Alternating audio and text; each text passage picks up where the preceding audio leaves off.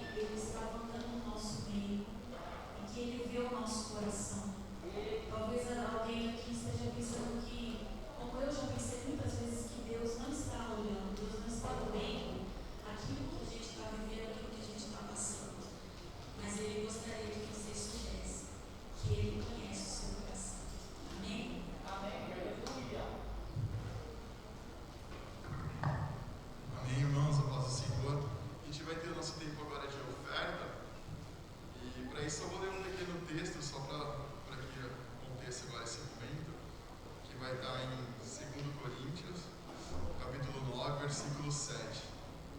Cada um contribua segundo o propósito do seu coração, não com tristeza nem por constrangimento, porque Deus ama o que dá com alegria.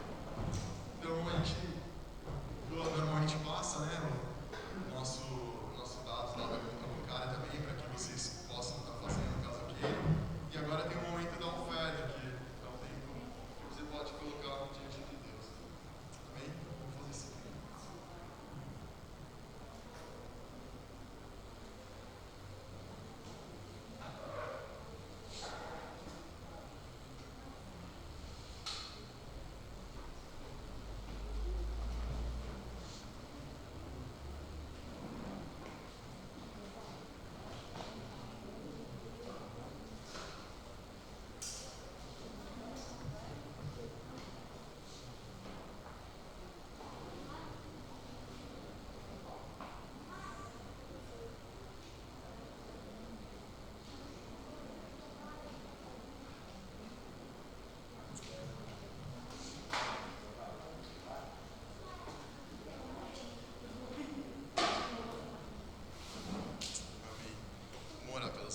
Senhor Deus, te damos graça, Pai, por aquilo que foi colocado hoje no seu altar, Senhor. Que esses recursos venham ser usados para a honra e glória do teu nome, Senhor, para que o seu reino seja realizado, Senhor, aqui nessa terra, Pai. Abençoa a vida dos nossos irmãos, Pai, as suas famílias, as finanças, Senhor, de cada um aqui.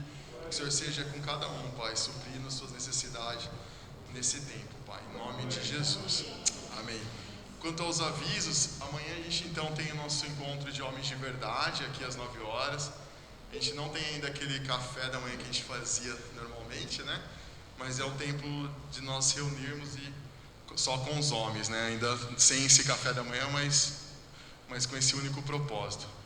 E toda quarta-feira a gente tem tido uma reunião de palavra com oração. A gente antecipou um pouquinho, que normalmente a gente fazia às 9, a gente tem feito agora às 8h30. Então vocês são convidados a estar com a gente. É por Meet. E aí tem um tempo de palavra mais curto, mas depois tem um tempo de oração que a gente pode estar compartilhando e orando junto. Amém, irmãos? Só um minutinho.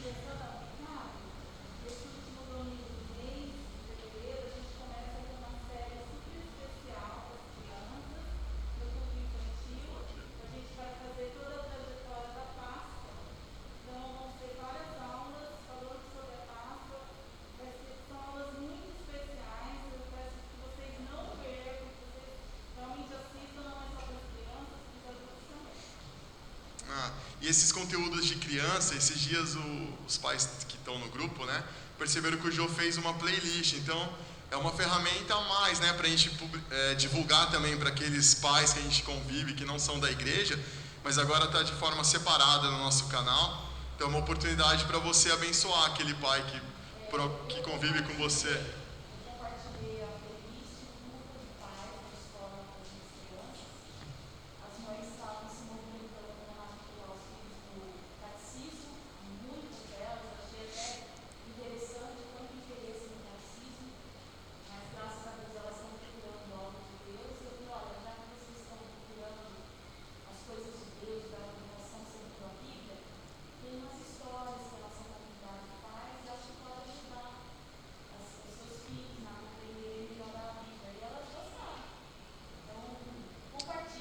Então, a hora que divide lá, você vê que tem mais de 70 vídeos. Então, você percebe que a gente tem produzido muito conteúdo e é mais uma ferramenta para a gente poder atingir pessoas que não estão ainda no nosso meio, mas que possam ouvir, né, da palavra.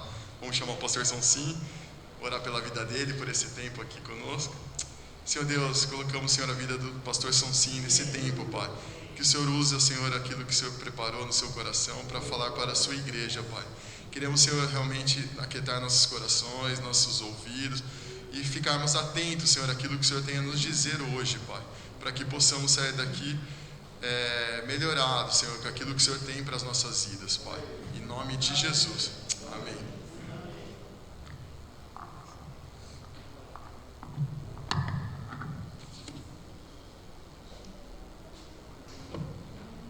A parte boa de quem vai falar aqui é que pode tirar a máscara, né?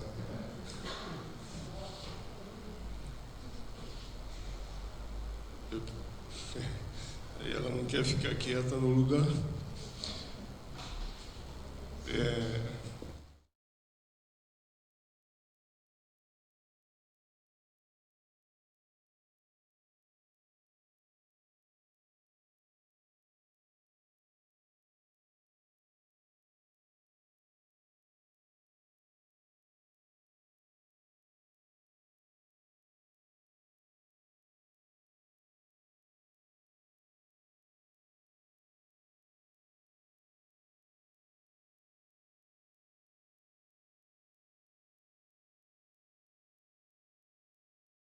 Época onde se falava bastante dos tempos finais, né?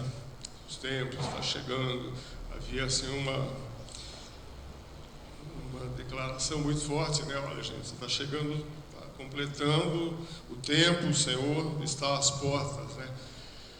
E eu acredito que ele estava mesmo, né? Porque quando a gente considera o tempo dentro da eternidade, esses pouco tempo em que vivemos na Terra é uma fração de segundos em relação à eternidade, né? Mas as coisas foram se encaminhando. Eu confesso assim, que eu tinha bastante dificuldade com aquela forma catastrofista que se pregava, né, sobre esse assunto. Mas como as coisas evoluíram, como a vida vai passando Opa, valeu, obrigado. As coisas vão acontecendo, e aí você começa a enxergar aqui na face da Terra as coisas acontecendo conforme estava previsto, profetizado na palavra. Você começa assim a perceber uma urgência da situação, porque enquanto existe tempo, sei lá, não estou entendendo direito, algo nesse sentido. Mas quando as coisas vão se chegando, vai se apertando e tal, a gente está lidando com dificuldades, com situações que vão assim dizer onde cada um vai passar o resto da eternidade. Então, se eu olho para isso com os olhos de que aqueles que estão em Cristo, firmes, vivendo debaixo do Evangelho do Reino de Deus e tal, esses vão estar em Cristo, vão estar eternamente na presença de Deus, e quem negou a Cristo, está longe disso, tal, vai viver eternamente, vai, né, fora da presença de Deus, no reino de Satanás. Então aí você começa a ter um senso de urgência, um aperto no coração um pouco maior, né? Porque se tem tempo, sei lá, né? Amanhã a gente pensa nisso, né? Mas as coisas, da forma com que está caminhando, né? Elas está ficando difícil, né? Eu quero ler aqui para vocês uma análise. Esse livro aqui, ele chama assim: A Resposta de Deus à Crescente Crise, né? Um chamado ousado à ação no final dos tempos. Esse autor, ele estuda bastante o final dos tempos, tal, e então ele tem bastante clareza. Eu vou ler aqui um pedaço para vocês verem se não parece que é o jornal. Ele: nunca ficará mais fácil do que agora posicionar-se pela verdade. Pare por um momento e reflita sobre esse pensamento. Nunca ficará mais fácil do que é agora posicionar-se pela verdade, porque a resistência contra a verdade de Deus crescerá e se tornar cada vez mais forte nos próximos anos. A cada ano que passa, o ódio da nossa cultura contra a palavra de Deus aumenta. Assim, a cada ano, posicionar-se a favor de Jesus envolverá mais resistência. Ao longo da vida, tenho visto uma mudança significativa nas atitudes dos norte-americanos em relação a muitos valores cristãos. Por exemplo, embora eu não tenha crescido em um lar cristão, lembro-me de que, quando criança, frequentar uma escola pública onde a bandeira cristã ficava ao lado da bandeira do meu país, onde os professores ocasionalmente liam ou citavam a Bíblia e onde as pessoas oravam na escola antes de grandes eventos. O treinador de futebol do ensino médio liderava o time em oração antes e depois de cada jogo de sexta-noite. Ainda lembro que muitos dos meus amigos dessa época frequentavam regularmente os cultos nas manhãs de domingo. Não havia um estigma social automaticamente atrelado a ser um cristão. Nos anos 60, início dos anos 70, os programas de TV populares, horário nobre, eram Bonanza, Meus Filhos e Eu, Gunsmoke, The Andy Griffith Show, Ilha dos Birutas, Gene é um Gênio e muitos outros desse tipo para as famílias. Na juventude, quando eu estudei em uma universidade secular do Estado, conheci muitos estudantes, professores e treinadores que se declaravam cristãos. Ser cristão praticamente não era tão anormal ou incomum como é hoje. Mesmo em um ambiente tão dominado pelo humanismo quanto um campus universitário, você ainda podia dizer em sala de aula que acreditava em Jesus sem ser ridicularizado. Sim, havia muitos incrédulos e a revolução sexual da década de 60 continuava a causar um impacto negativo. Não estou sugerindo que nossa cultura era cristã nessa época, mas certamente não era abertamente hostil ao cristianismo, como está rapidamente se tornando agora. A situação começou a mudar consistentemente na década de 80 e 90. Desde a virada do século, vimos uma aceleração tão rápida nos valores anticristãos nos Estados Unidos, bem como em todo o mundo, que até pesquisadores seculares têm percebido. O estudo chamou a dramática mudança nos últimos 15 anos de o grande declínio e descobriu que a queda na religiosidade geral, um termo que considera a frequência aos cultos, membresia na igreja, a oração e assim por diante, foi 2 vezes maior do que o declínio nos anos 60 e 70. Muitos cristãos culturais têm uma abordagem do tipo: mais tarde eu faço isso, quanto a entregar a vida a Jesus e posicionar-se pela sua verdade. É por isso que vemos um número tão grande de pessoas deixando a igreja. À medida que a temperatura cultural secular aumenta, eles preferem ficar na sombra fresca e suportar o calor que vem da cultura e até mesmo de outros cristãos.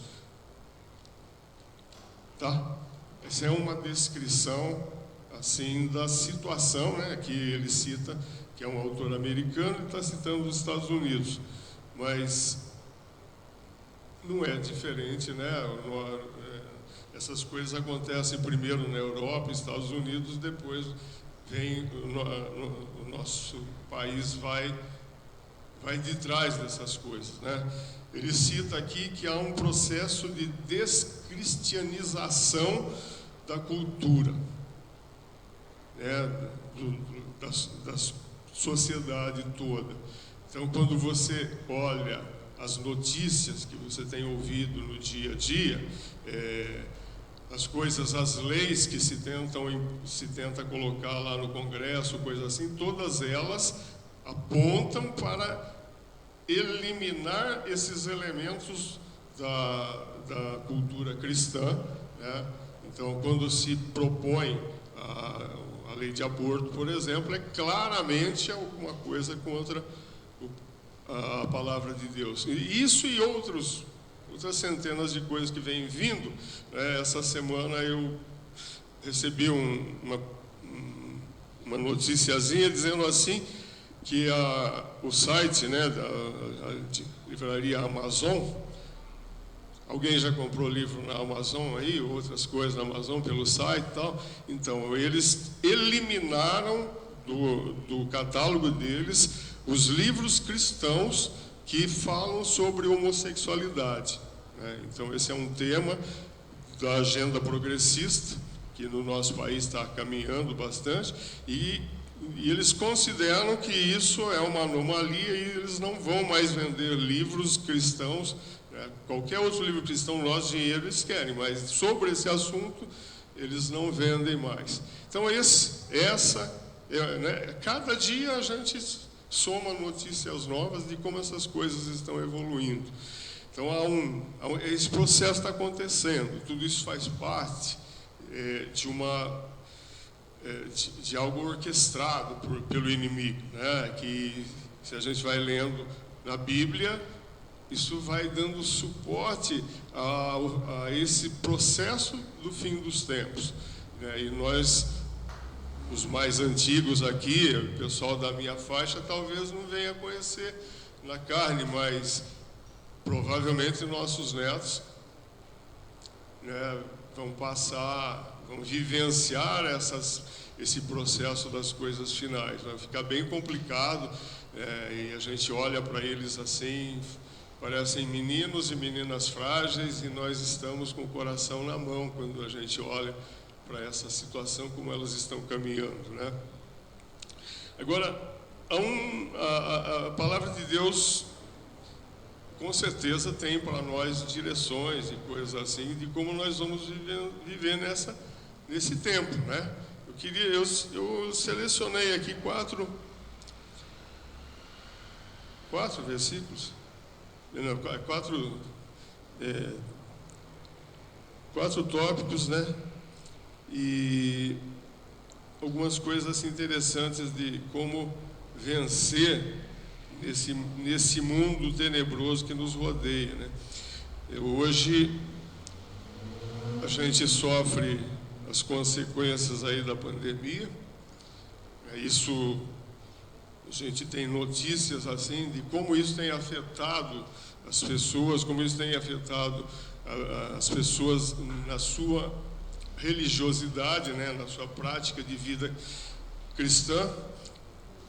E a gente tem uma grande preocupação com tudo isso, né? Cada vez que a gente propõe lá, né, bota lá no grupo lá, gente, por favor, não fujam, né?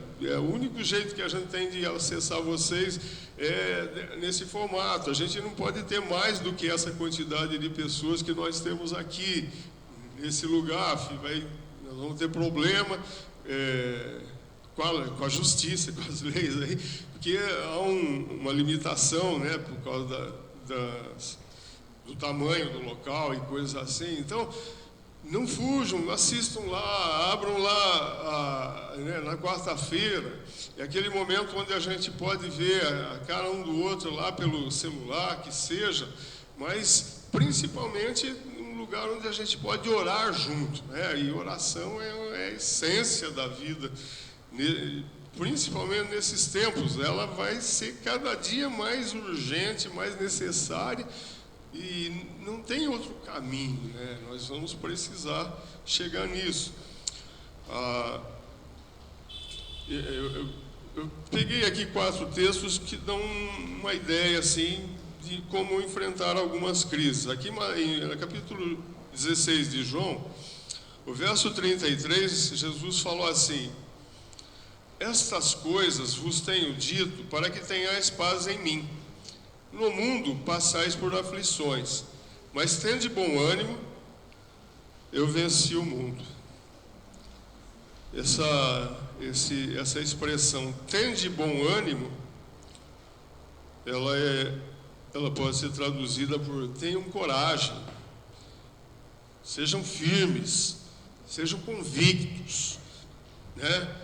Se você ler o que Jesus está falando antes do verso 33, ele está falando da partida dele, está chegando os tempos, ele vai morrer, vai ressuscitar, toda a história vai se concretizar e tal, e ele dá essa palavra de ânimo aos seus discípulos. Então, os discípulos estavam ali naquele instante, iriam passar por uma crise complicada, eles não conheciam exatamente aquelas coisas que iriam acontecer. Ele foi ensinando, falando, mas eles não tinham ainda a compreensão de todo esse processo, como as coisas ocorreriam e porquê dessas coisas e tal.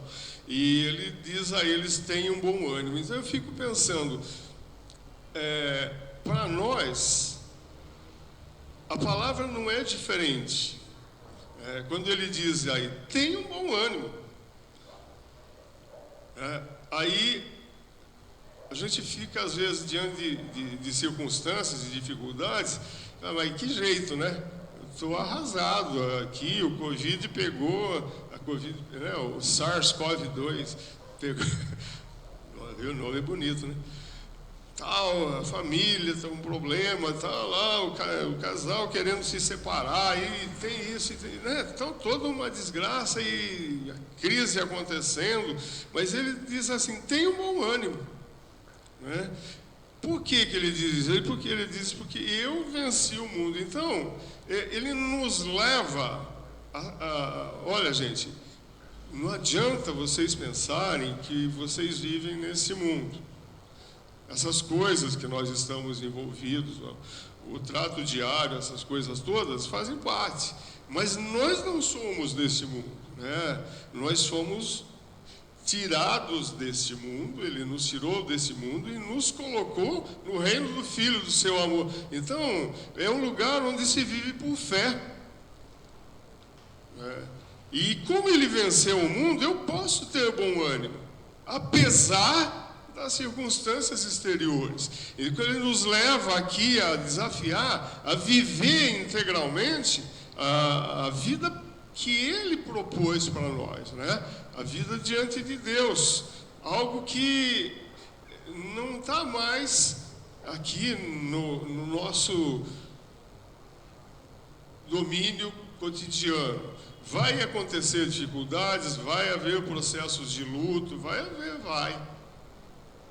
Mas diante de todas as coisas, vai haver enfermidades, vai haver crises de relacionamento, né? Mas tende bom ânimo. Há um desafio do Senhor Jesus aqui. Ele fala, sai desse lugar, vem comigo. Então, se eu não tiver a perspectiva de viver em Cristo, né, de estar nesse outro lugar, nesse outro patamar, como que eu vou ter bom ânimo? Mateus capítulo 7, aquele texto, eu não vou ler ele inteiro, porque aquele texto que ele fala do sujeito que construiu a casa na areia e o sujeito que construiu a casa na rocha. Vocês conhecem, né? Todo aquele, pois, que ouve essas minhas palavras e as pratica, é o que construiu a casa na rocha, aquele que, e quando vem a tempestade, ela fica firme. Aquele que construiu na areia, ela vai cair quando vier a tempestade e aí vai ser grande o estrago. O que ele diz aí no meio da crise? Ele está dizendo que não vai vir crise? Ele está dizendo que pode orar e repreender que não vai vir crise, que não vai vir tempestade? É isso que ele está dizendo?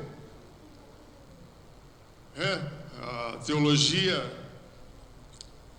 de mandar em Deus, tal, aquela coisa, né, determinista, algo assim, né, tá repreendido o Covid e tal, e tá, amém, temos que orar, mas é por aí só, né?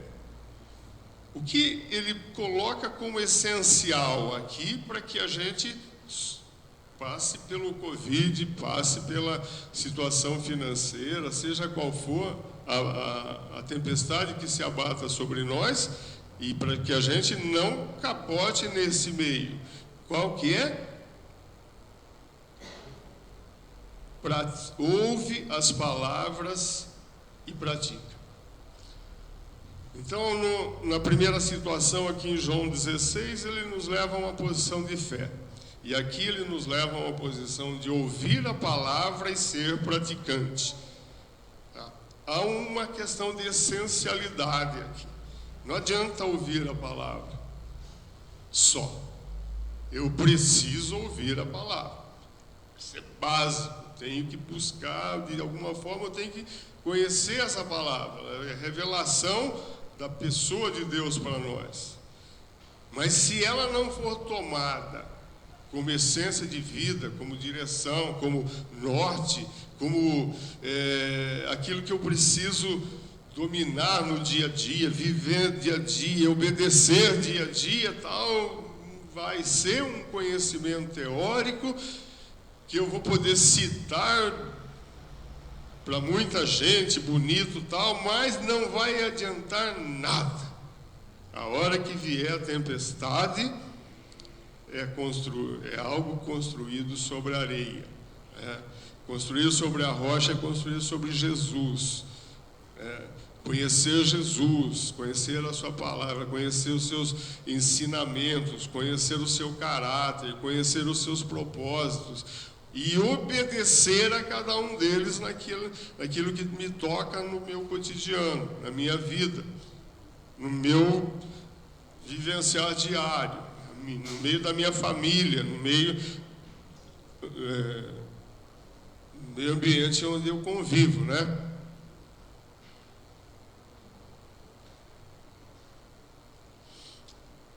Amém?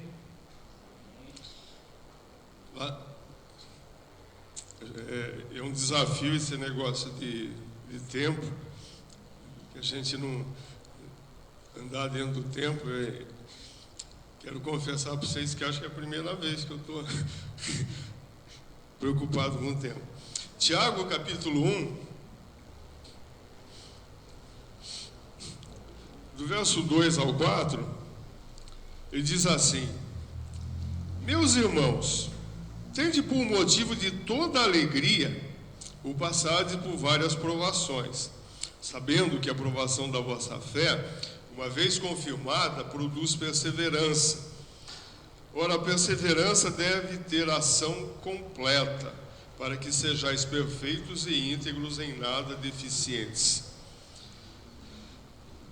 Então ele diz assim: tende por motivo de toda alegria passar por essas provações, passar pelas dificuldades que nos rodeiam no nosso dia a dia, passar por cada uma dessas situações, porque ela faz parte de um processo, né? Então eu tenho que conhecer a palavra e saber que essa palavra tem um propósito. Ela me ensina sobre um propósito, né? E o propósito da aprovação das nossas vidas é para que confirme a nossa fé, né? E essa fé, uma vez confirmada, vai produzir perseverança. Nós vivemos um tempo complicado, né? A perseverança não é algo assim tão natural. As coisas são deixadas de lado com muita facilidade, né? Eu vi uma vez alguém falando, vamos pegar o exemplo dos relacionamentos dos casais, né? Eu não sei se foi numa revista, algo assim, que a senhora que perguntaram como é que ela fazia tanto tempo que estava casada com aquele senhor e tal. Ela dizia assim que ela era de um tempo em que, quando alguma coisa se quebrava, eles consertavam, não jogavam fora, né? Então, esse consertar depende de perseverança, né? De praticar os fundamentos, os princípios do Senhor Jesus no dia a dia, né? No perdão, no aceitar o outro, no olhar para as coisas boas do outro, não ficar levantando, né? Não ser apontador de defeitos e coisas assim, senão não existe possibilidade de convivência, né? Então, essas coisas fazem parte de um processo na nossa vida para nos aperfeiçoar, para nos melhorar E a perseverança deve ter ação completa para que sejais perfeitos e íntegros em nada deficientes. Então, vai nos tornar em semelhança ao Senhor Jesus. Então, passar por provações faz parte, né? E isso, e eu posso passar porque eu conheço o fim disso. Eu entendo que isso também é uma ação de fé. Porque se eu não sei para que serve a coisa, eu desisto. Mas como o Senhor revela na sua palavra que Ele assim trabalha e que as dificuldades que nos rodeiam fazem parte desse processo de trabalhar o nosso caráter, de nos aperfeiçoar, nos levar à semelhança do Senhor Jesus, então eu vou persistir, porque eu sou praticante da palavra e não apenas leitor. Amém? Mateus capítulo 5, verso 13 e 14, dá uma ordem. No meio das tempestades, das dificuldades, no meio desse mundo conturbado, esse mundo que está resistindo cada dia mais à palavra de Deus, né, que as leis que são estabelecidas nas nações, cada dia mais elas estão sendo estabelecidas em contrariedade aos princípios de Deus, porque o humanismo está dominando, a pauta progressista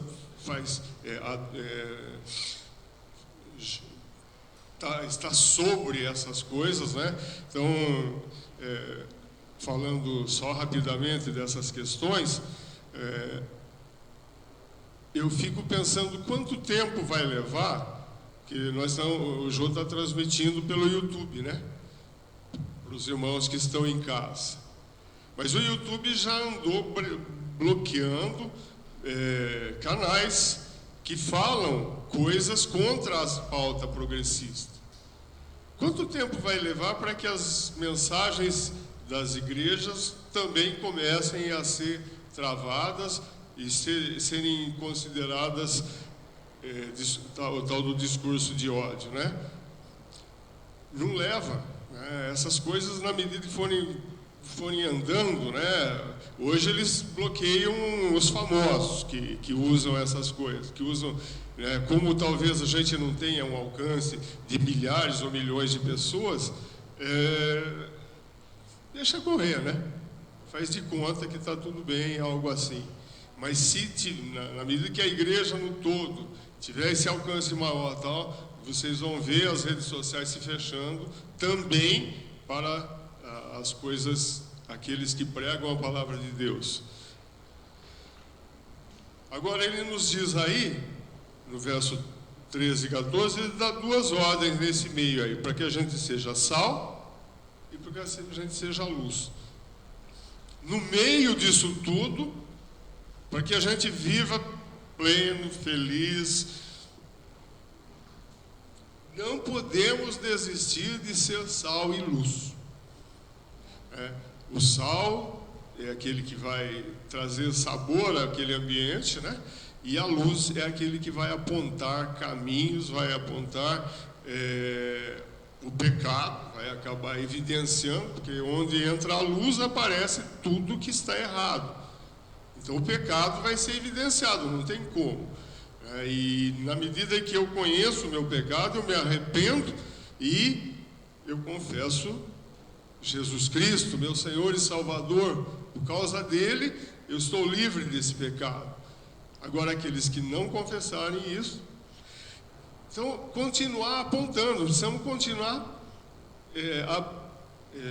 sendo aqueles que evidenciam, que mexem com o ambiente onde estamos. Não podemos deixar que ele fique do jeito que é. Satanás gostaria que não, que a gente ficasse quietinho, que não pregasse tal, que a gente ficasse com medo das leis, dos governos, das coisas assim. Ele vai tentar fazer tudo isso. Não, agora a igreja não pode mais pregar sobre esse assunto, né? Já existem lugares, né, onde a igreja não pode mais pregar determinados assuntos. Na Europa, alguns países, se você abordar alguém na rua para falar do evangelho, você vai preso. Aí essas coisas estão caminhando, vai chegar na gente logo. Todo esse processo, há uma orquestração e tudo isso, tá? Porque são os tempos dos fins, as coisas vão se encaminhando para isso. Mas nós não precisamos nos preocupar com essa coisa toda, porque nós estamos vivendo num lugar diferente. Então a gente precisa compreender esse lugar diferente onde a gente vive e tomar desse lugar, viver esse lugar plenamente, porque isso vai nos satisfazer, isso vai trazer alegria, vai trazer paz. E aí tal, mas eles vão te matar. Faz parte. Né? Faz parte. Se o Senhor permitir, eles vão. E o Senhor permitiu que muitos dentro da história acabassem passando pelo fio da espada, né? Como está lá em Hebreus 11, a listagem lá, alguns foram cerrados ao meio e tal. O Senhor permitiu muitas coisas, mas essa gente viveu num lugar diferente. E se a gente está buscando, se a nossa satisfação aqui da terra, a fama da terra, o dinheiro da terra, as coisas da terra, a gente vai perder a oportunidade de viver alguma coisa infinitamente melhor e vai ficar se lambuzando das coisas, das alfarrobas dos porcos, né? E não voltando ao Pai, né? Como filho pródigo. Eu queria encerrar aqui, porque trazei 2 minutos, tá? Gostaria assim que a gente olhasse para tudo isso, e eu vou. É duro de achar esses profetas pequenos aqui do Velho Testamento. Achei. Como falou Abacuque, diante dessas coisas todas, diante dessa situação toda, que a gente tenha esse espírito que havia em Abacuque.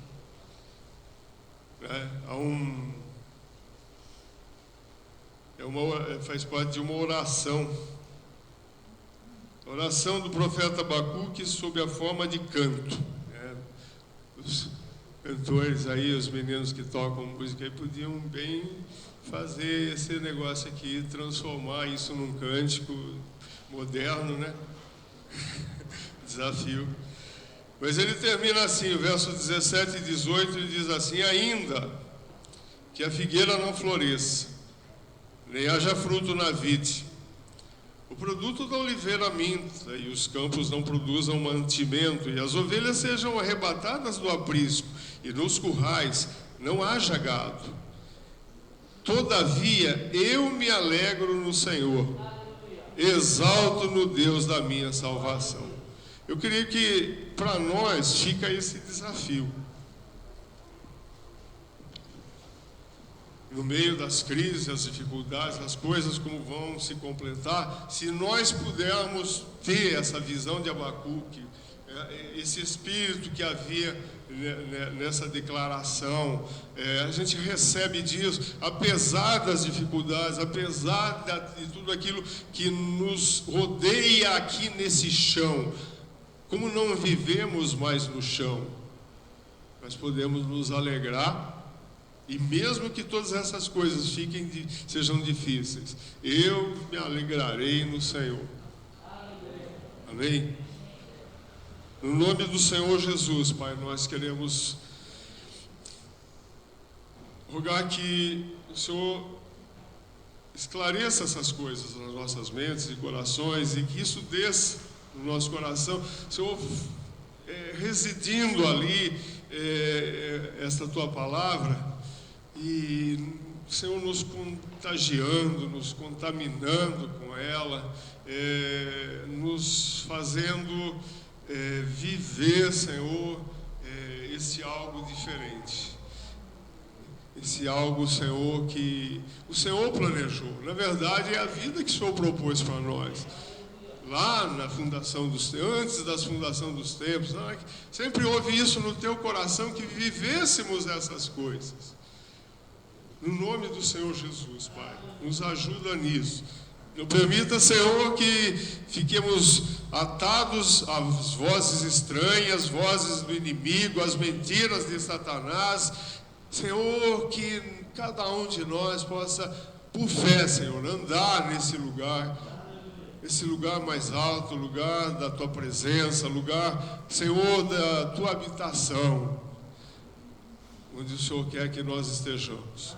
No nome do Senhor Jesus, por favor, Pai, nos leva a esse lugar. Amém. Amém? Estourei só 5 minutos, tá bom?